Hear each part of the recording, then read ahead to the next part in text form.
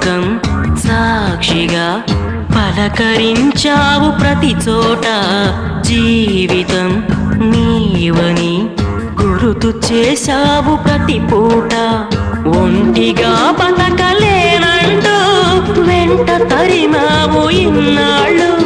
నెలకు వేరాని కలగంటూ గడపమన్నావు నూరేళ్ళు. ప్రియతమా నీ పరిమళ